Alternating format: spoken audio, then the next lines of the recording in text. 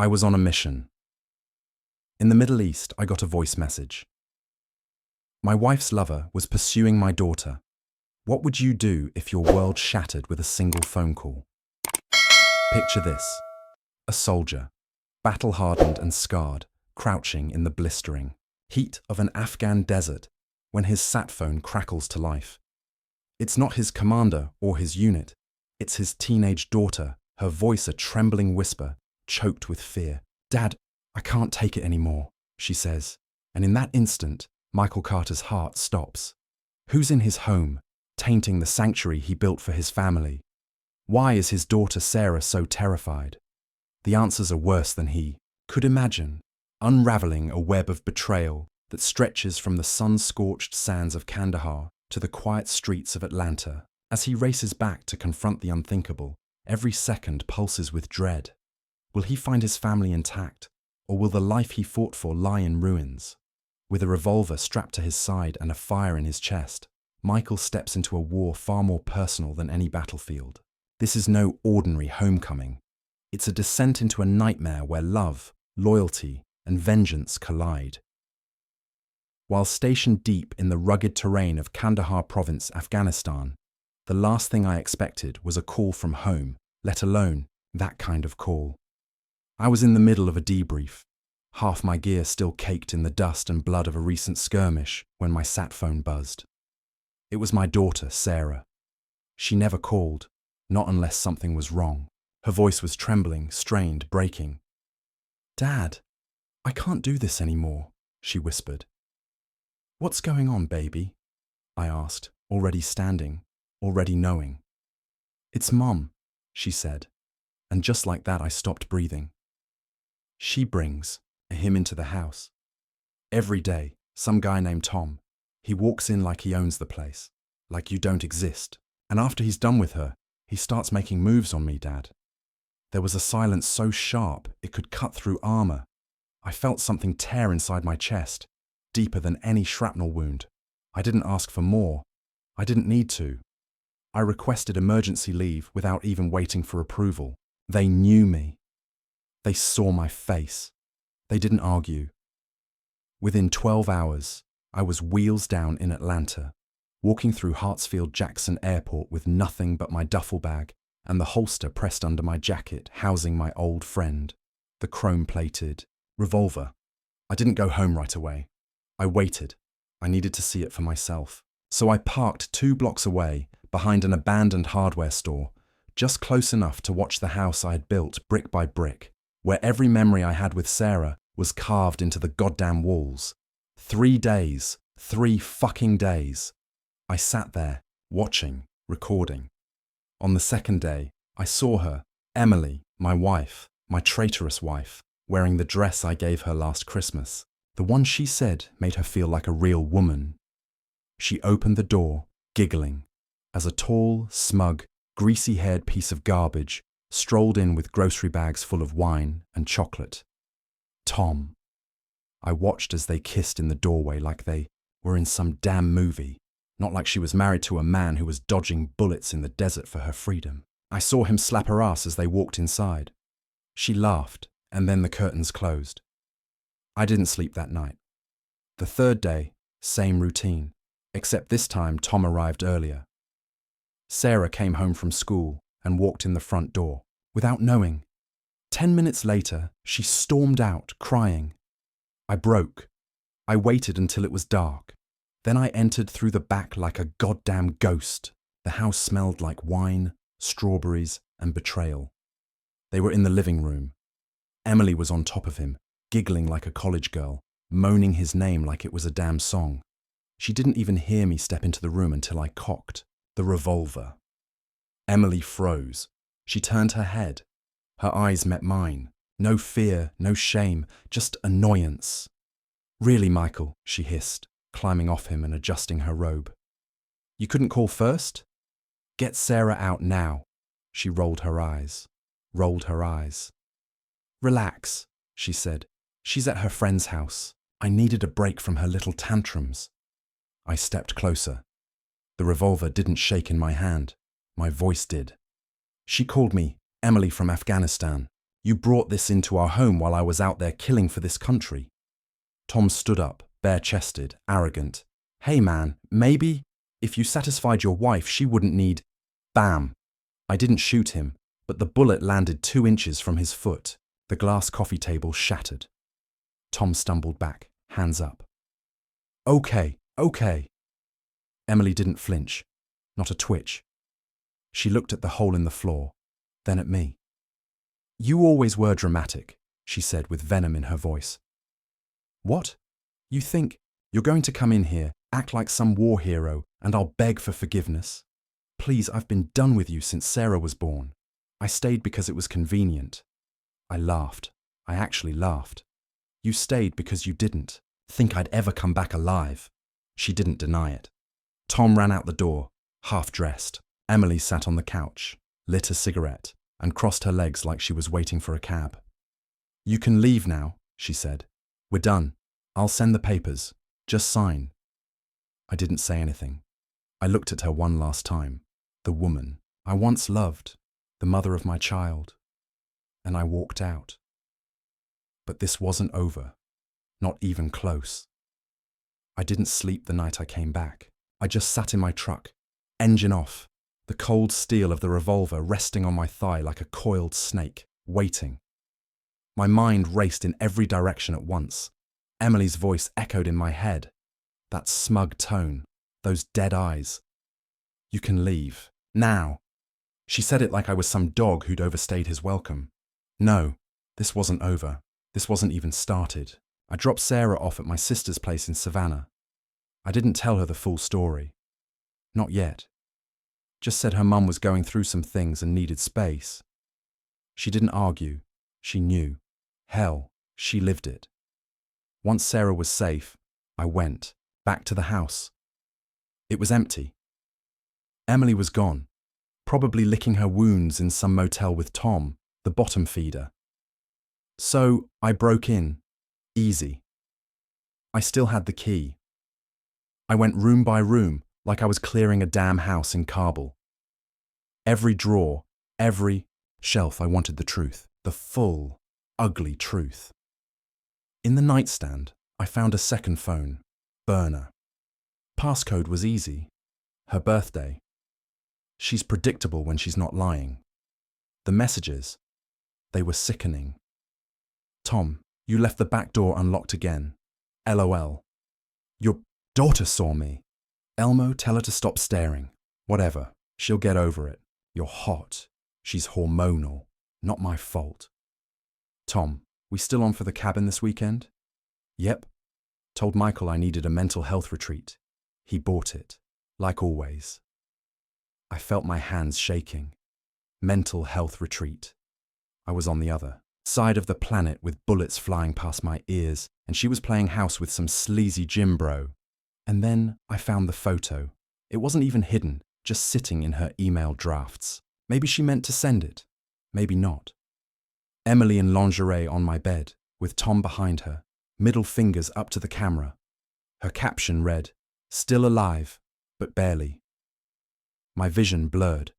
I sat down, heart pounding, breath shallow. The woman I married, the one I swore to protect. She was mocking me. But it wasn't just about me anymore. It was about Sarah. I forwarded everything to a flash drive. Every text, every photo, every location ping. I was building a case, one that would bury Emily in court. Next, I started digging into Tom. No last name in the texts, but I had his number now, and I had friends. One call to my buddy David, ex-Intel guy, now working private security, and I had a name, Tom Larson. No criminal record, but he had red flags all over the place. Worked as a personal trainer, but listed no clients. Had cash deposits every week, no taxes. And then David said something that made my blood freeze. He's connected to this guy in Miami. Some small-time mover. Pills, mostly. There's whispers Tom's his runner. Suddenly, it made sense. The arrogance, the money, the attitude. Like he was untouchable. Emily wasn't just cheating. She was bringing a drug runner into my home, around my daughter, and she didn't care. Not even a little. That night, I sat in my truck again, watching the house the same way I did before. But this time, I wasn't a broken man coming home. This time, I was a soldier with a mission. 2 days later, I got a tip from David that Emily and Tom were meeting at a high-end bar downtown. Not exactly the place you'd expect a washed-up gym rat and a fading housewife to be seen. But that made it more interesting. It meant she wanted to be seen. She wanted the attention, the admiration. The lies had made her bold, reckless. So, I cleaned up. Suit, clean shave, no weapon this time. I wanted her to see me, not as the soldier she'd grown used to dismissing, but as the man she underestimated, the man coming for the truth. When I walked into the bar, I saw them instantly. Corner booth. Her heels kicked off, his hand already halfway up her thigh. She was laughing, that fake, plastic laugh, the one she used when she wanted something. I used to think it was charming. Now it just made my stomach turn. I didn't. Walk up quietly. I pulled the chair out across from them and sat down like I had a reservation. Emily blinked like she'd seen a ghost. Tom, of course, puffed up like a threatened peacock. "What the hell are you doing here?" she hissed to Ventura's, pulling her. Dressed down. Too late for dignity. "Just wanted to see the stars of the show," I said calmly. "You two seem cozy. Did you tell him you're still legally married or that you're living in the house I paid for?" Tom scoffed. "Man, get lost." "No, one invited you." I leaned forward, eyes locked on Emily. "Tell him about Sarah's call. Go ahead, tell him what she said." She blinked fast. A crack in the armor. "She was exaggerating," Emily spat. "Teenagers say crazy things. You know that." I slammed a photo on the table, the one from her email. "Draft." Emily's smirk froze mid-sentence. Tom leaned in, squinting, then chuckled. "Oh, damn," he said. "You got that from her phone? That's impressive, bro." "Don't call me bro," I snapped, my voice low but razor-sharp. "You stepped into my home, into my daughter's life, and now you think this is a game." Emily rolled. Her eyes. "You always make everything system so dramatic." "I wasn't happy, Michael. You left me alone for years. What did you expect? That I'd wait like some desperate housewife while you played soldier?"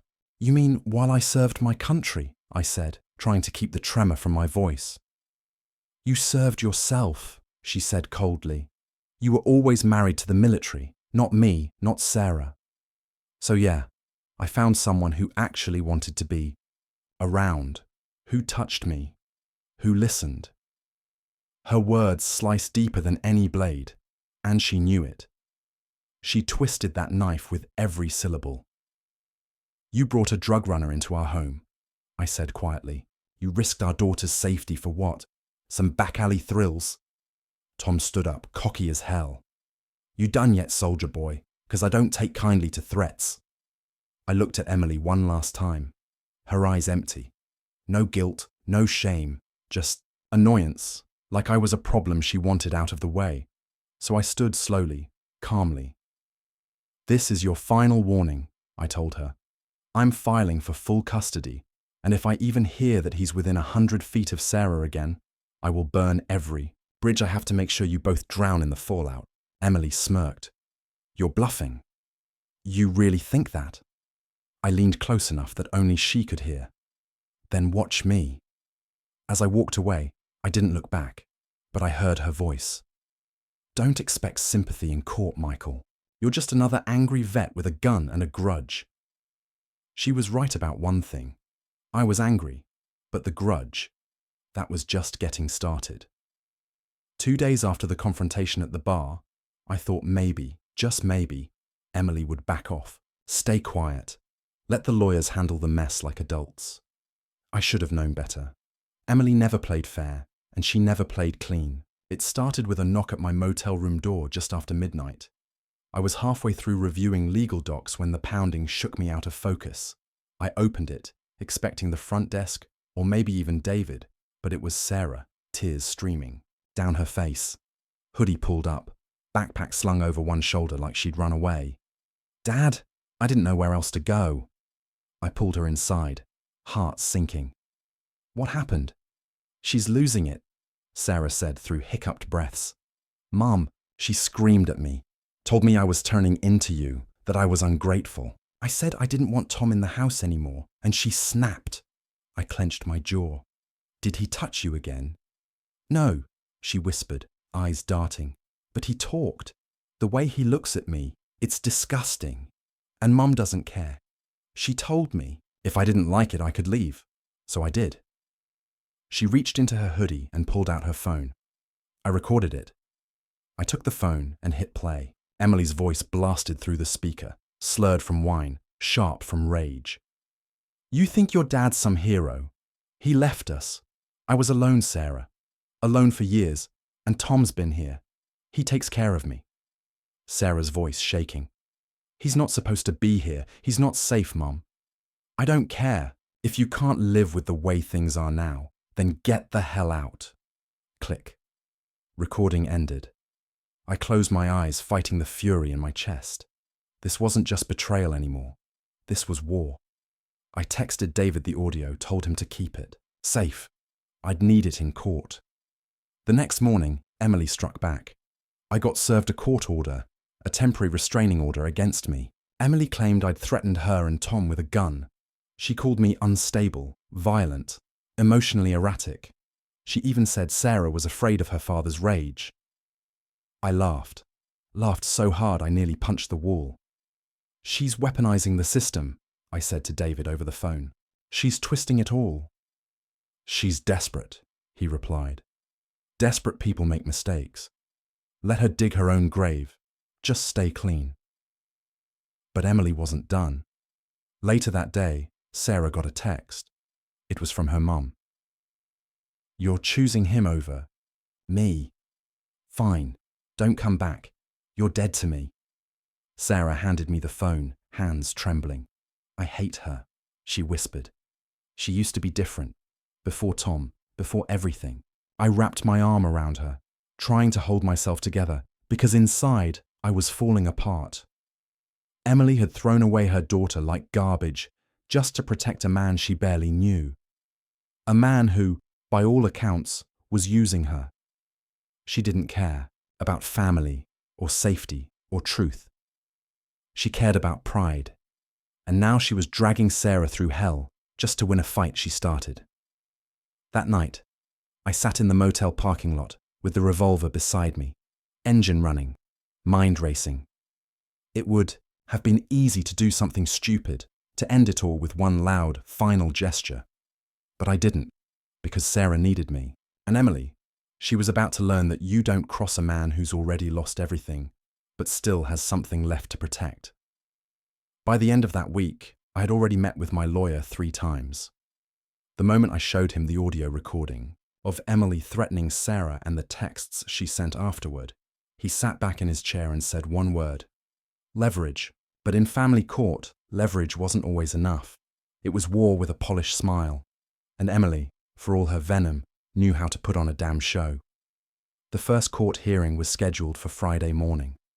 Sarah and I were both called to testify. I didn't want her to go through that, being forced to relive the pain in front of strangers. But Sarah looked me in the eye and said, I need them to hear it from me, not from papers, from me. She had more courage than most grown men I knew. We walked into that courtroom like a united front. Emily was already there, sitting next to her smug, overpriced attorney in a tailored suit. Her hair pulled back like she was going to a job interview, not a custody hearing. She even had on pearls. Pearls, for God's sake. When she saw Sarah with me, she gave her daughter a fake little wave. Sarah didn't even flinch. Good. The judge looked over the claims. Emily's lawyer started first, laying it on thick. Your Honor, my client has suffered emotional distress due to Mr. Carter's erratic behavior. His military background, while commendable, has unfortunately contributed to what we believe are PTSD-related episodes, including threats of violence with a firearm. Ms. Carter is seeking full custody of their daughter and a continued restraining order to ensure her safety. I almost laughed. He made it sound like I was one missed therapy session, away from snapping in a grocery store. Meanwhile, Emily sat there looking like Mother Teresa. Then it was my turn. My lawyer, Rachel, sharp as a razor, stood and calmly placed the flash drive on the evidence table. "Your Honor," she said, "what Mr. Carter lacks in acting skills, he makes up for in evidence. This flash drive contains recordings and messages proving Ms. Carter not only invited a man with alleged criminal connections into her home, but knowingly exposed her underage daughter to him and dismissed her concerns with complete disregard. For safety," the judge leaned forward. "Is this child present?" Sarah stood up before anyone else could answer. "I am," she said, voice clear and steady, "and I'd like to speak." The courtroom hushed.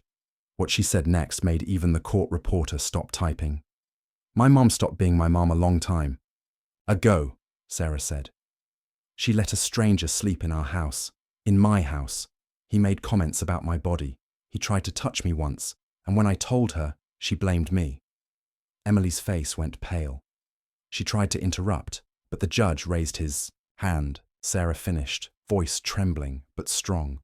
"I don't want to live with her. I don't feel safe." That was the moment I knew we'd won the day. But Emily, she didn't go down easy. That evening, I got an email from an unknown address. The subject line: "You really want to play dirty?" Inside was a video, grainy, night vision, shot through the blinds. It was me, sitting in my truck outside the house, cleaning my gun. The message read, "You think the court's going to like seeing this? Maybe I'll accidentally leak it to the news. Or better yet, to Sarah's school. Let's see how long your hero mask stays on." Emily was threatening to spin the narrative, turn me into the aggressor, even if it was legal, even if I hadn't done anything wrong. She wasn't just playing to win. She was playing to destroy. Emily had always been cunning, manipulative, sure, but this was another level. She wasn't just trying to win custody. She wanted to paint me as a monster, a dangerous man with a weapon and a grudge. I stared at the email again and again that night, memorizing every detail of that video. The angle, the reflection in the glass, the timestamp. It wasn't just a random threat. It was premeditated, filmed from inside the house, which meant she or Tom had recorded it, knowing they'd use it later. I didn't reply. I forwarded the email straight to Rachel. She called me 10 minutes later. "She's desperate. This is blackmail," she said. "Yeah," I muttered, "but it's working." I could feel the walls closing in. I'd seen it happen to other men. Good men who lost their kids, their homes, their names, because the court bought into the illusion the woman wove. I had to end this, not in court, not with emails, but face to face. So, I texted her. 1. Last talk. You owe me that much. No lawyers, just us. To my surprise, she agreed. We met at the park near our old neighborhood, the one where we used to take Sarah when she was little. She wore sunglasses and a long coat, like she was hiding from paparazzi. I came empty-handed. No gun, no flash drive, just the truth. Emily lit a cigarette before I even said a word. Her first line, "Sarah's turning into you, cold, self-righteous, miserable." I didn't respond. I just watched her. "She used to be sweet," she went on. "Now she walks around the house like, I'm her enemy. Because of you." "No," I said calmly. "Because of Tom." She flinched. "Tell me something," I said, stepping closer. "What's so special about him? Really? What is it? The danger? The thrill? Or does he remind you of someone you used to be?" Emily didn't answer. She just kept dragging on that cigarette like it was the only thing keeping her from snapping. "You weren't always like this," I continued. "There was a time you cared about Sarah, about us. Now you're threatening to leak videos of me cleaning my gun after everything I did to protect this family. You call that protecting?" she snapped. "You left. You were never here. You love that uniform more than me. More than your own daughter.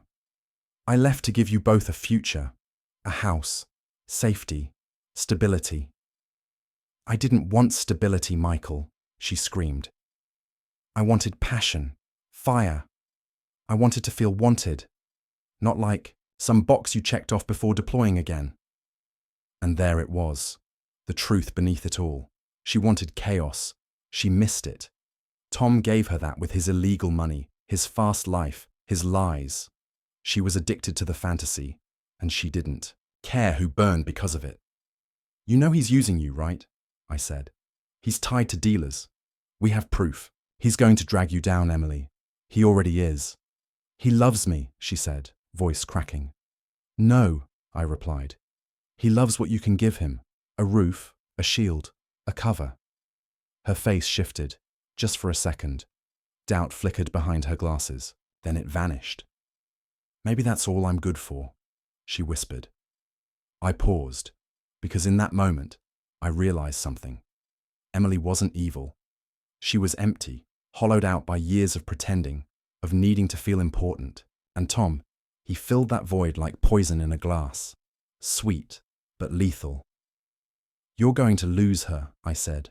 You keep this up, and Sarah will never come back. She didn't answer, just turned and walked away. But not before she said one last thing. If I'm going down, I'll take you with me. I knew Emily was unhinged, but hearing her say she'd take me down if she went under, it hit differently. She wasn't bluffing. Not anymore. And with Tom wrapped around her like a viper in heat, she wasn't just dangerous. She was armed, with stupidity and a man who had everything to lose. I didn't sleep that night. I stared at the ceiling of my motel room, running every possible outcome through my head. And for the first time since I'd returned from Afghanistan, I wasn't thinking like a soldier. I was thinking like a father with his back against the wall. The next morning, David called. I dug deeper, he said. Tom Larson isn't even his real name. What? I sat up in bed, my pulse spiking. His real name is Brian Torres. Changed it 3 years ago after a drug bust in Florida. He flipped on 2 dealers to get a lighter sentence. He's been hiding out since. But get this, he didn't just run. He stole something. I held my breath. Cash. A lot of it. From the crew, he ratted out. Word is they've been looking for him. Quietly, carefully, everything started clicking. His paranoia, the cameras Emily had suddenly installed in the house, her sudden obsession with privacy, the way she always looked over her shoulder in public. Jesus, I whispered. She doesn't even know. She might, David replied. She just doesn't care. I hung up and immediately drove to the courthouse. I needed to update Rachel. This changed everything. A man hiding from a cartel or gang was not someone fit to be around a child, but Emily beat me to it. She filed an emergency motion that morning, claiming I was mentally unstable and emotionally violent. Said she was scared for her life. She even submitted a new video. Me, outside the house again, pacing, holding my phone, looking agitated. It was cut, edited, stripped of context. She was trying to bury me before I could even speak. And then I got another email. Anonymous sender. Subject: You like surprises? The attachment was a photo. Tom, or Brian, shirtless, holding Sarah's school ID in one hand and giving the middle finger with the other. Behind him, my house. The hallway Sarah walked through every morning. The message read, "One word from me and she disappears.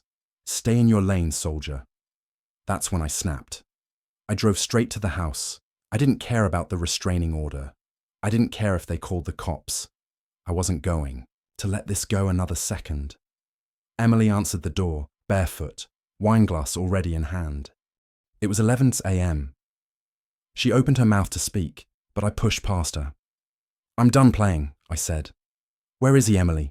Where is he?" Tom came down the stairs in boxers, like he owned the place. "Man, you really don't know when to quit." "Huh?" I grabbed him by the throat and slammed him into the wall. "Where did you get my daughter's ID? Answer me, or I swear." Emily screamed, trying to pull me off. Tom just laughed. "It was a joke, man. Chill out. She probably dropped it, and I found it. Damn. You took a picture with it. Threatened me. Threatened her. That wasn't me," he spat. "Someone's messing with you." I let go, breathing hard, eyes locked on him. "You're already in a deep hole," I said. "And you're too dumb to realize the dirt's about to start falling." Emily slapped me right across the face. "Get out!" she screamed. "You're insane!" I looked at her, stunned. View. He's a marked man. You're harboring a thief, and you don't even care what happens when they come for him. You think they'll spare you. She blinked, hesitated. "Get out." I didn't argue. I walked out. But this time, it wasn't retreat. It was strategy. Because if Emily wouldn't listen to reason, maybe the law would finally catch up to her mistakes. Court was set for Friday. Final custody hearing, full review. No more emergency motions. No more whispered accusations. Just cold, hard truth. And this time, I came prepared for war. I walked into that courtroom with Rachel at my side, dressed like I was giving a eulogy to the man Emily once pretended to love. No more rage in my chest, just precision, controlled fire. Emily was already there, perfectly manicured, her lips a shade too red, like she needed colour to distract from the rot underneath. Tom sat in the back corner, arms crossed, trying not to look like a criminal. He failed. The judge entered, stern-eyed and silent. Papers shuffled. Time moved slow. Rachel stood and delivered the first blow. "Your Honour, before we begin, we'd like to introduce new evidence. A flash drive, a sealed envelope, 2 affidavits. This contains verified documentation that Mr. Tom Larson is, in fact, Brian Torres, who entered witness protection after stealing nearly $200,000 from a Gulf Coast drug ring in 2021. We've confirmed through law enforcement contacts that there is still an active inquiry involving his whereabouts." Gasps. Whispers. Emily turned her head slightly, a crack forming in her polished mask. Rachel wasn't finished. "We've also included a photograph sent anonymously to Mr. Carter, featuring Mr. Torres holding the minor child's school ID in a threatening pose, a clear act of intimidation, implying harm." Emily shot up from her chair. "Objection. That photo was fake. We don't know where it came from." "Sit down, Ms. Carter," the judge snapped. Rachel slid the final piece across the table. And here are the original text messages from Ms. Carter's second phone, submitted voluntarily by the child, Sarah Carter. They indicate clear negligence, psychological abuse, and a refusal to remove a known criminal from the home. Emily stood frozen, her mouth opened, then closed. No words. The judge sighed and leaned forward. "Ms. Carter, do you deny allowing Mr. Torres to reside in the home you share with your daughter, despite being informed of his criminal background?" She hesitated. "I didn't know," she muttered. The judge raised an eyebrow. "So, the cameras you installed, the sudden phone number, change, the emergency motion filed the same day your husband requested a background check. All a coincidence?" Silence. "I wanted to feel alive again," Emily finally whispered, her voice cracking. "Tom made me feel that. I didn't think it would go this far." "Your Honour," Rachel said softly, "my client did." The judge nodded slowly, tapping his pen against the bench. "Effective immediately, full legal and physical custody of Sarah Carter is granted to Michael Carter. Supervised visitation for Emily Carter will be arranged on a bi-weekly basis, pending further psychological evaluation. A separate hearing will be scheduled regarding Mr. Torres's status and potential charges." Emily collapsed into her chair, like the strings had been cut. Tom stood up, ready to bolt, but 2 officers were already in motion.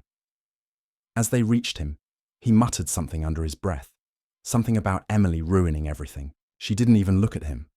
She looked at me. There was no hatred in her eyes, no fury, just emptiness. A void she'd built herself, brick by toxic brick. I took Sarah's hand as we left the courtroom. She didn't say much, neither did I. We didn't need to. Sometimes silence is louder than anything. When we reached the car, she looked at me. "You think she ever loved us?" she asked. I paused, then started the engine. "I think she loved the idea of us, but not the work, not the weight of it." Sarah nodded. I took a long breath, staring at the road ahead. "I don't know how we're going to fix everything," I said quietly. "But we've got time now, and each other." That night, I threw away the flash drives, deleted the files. I didn't want to live in Emily's wreckage anymore.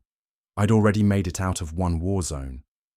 In the ashes of betrayal, where love once stood, Michael Carter learned that true strength isn't forged in the chaos of war, but in the quiet resolve to protect what matters most. His journey, from the battlefields of Afghanistan to the courtroom battles in Atlanta, reveals a profound truth. Family is not just a bond. It's a fight worth waging, even when the enemy is the one you once held closest. The wreckage of his marriage to Emily taught him that trust, once shattered, can't be rebuilt with apologies or excuses, but it can be replaced with something fiercer: unyielding devotion to his daughter, Sarah. Her courage, standing tall in a courtroom to reclaim her safety, reminds us that resilience often blooms in the young, even amidst pain. Michael's story offers hard-won advice. Guard your heart, but never close it to those who need you most. When faced with betrayal, don't let rage consume you. Channel it into purpose. Seek truth relentlessly, but know when to let go of the past, as Michael did when he discarded the flash drives, choosing to rebuild rather than dwell in ruin. Above all, recognize that life's deepest battles are fought not with weapons, but with love, patience, and the will to start anew. For every soldier returning home and every parent facing a broken family, the lesson is clear. The war for those you love is never truly over, but it's always worth fighting.